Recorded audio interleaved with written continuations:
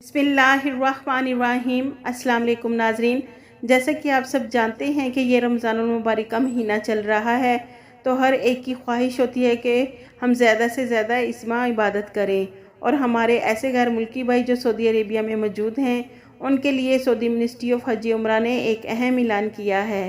ناظرین، اس سے پہلے سعودی منسٹری آف حج عمرہ نے ان تمام سعودی شہری اور مقیم غیر ملکیوں سے اپیل کی تھی کہ ماہ رمضان میں ایک عمرے پر اکتفا کریں تاکہ بیرون مملکت سے آنے والے زائرین کو زیادہ سے زیادہ عمرے کی سعادت حاصل ہو۔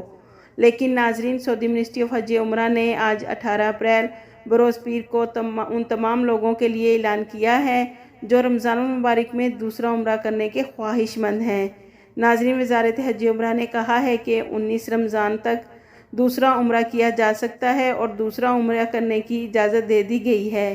ناظرین، وزارت حج عمرہ نے بیان میں کہا ہے کہ 19 رمضان تک نیا عمرہ کیا جا سکتا ہے اور سسٹم میں اس کی مکمل گنجائش موجود ہے، اور جو ہمارے غیر ملکی بھائی دوسرا عمرہ کرنا چاہتے ہیں وہ اتوار سے لے کر بدھ رات 10 بجے سے سپہر 4 بجے تک دوسرے عمرے کے لیے بکنگ کروا سکتے ہیں۔ واضح رہے ناظرین، اس سے پہلے رمضان میں ایک عمرے کے بعد دوسرے عمرے کی اجازت نہیں دی گئی تھی۔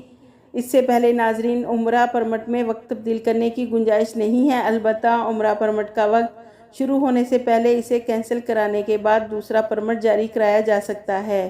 تو ناظرین، الحمدللہ جو ہمارے بھائی دوسرا عمرہ کرنا چاہتے ہیں وہ توکلنا اور اتمنا ایپ سے اپنے لیے پرمٹ جاری کروا سکتے ہیں، اور عمرے کی بکنگ کے لیے سسٹم میں مکمل گنجائش موجود ہے۔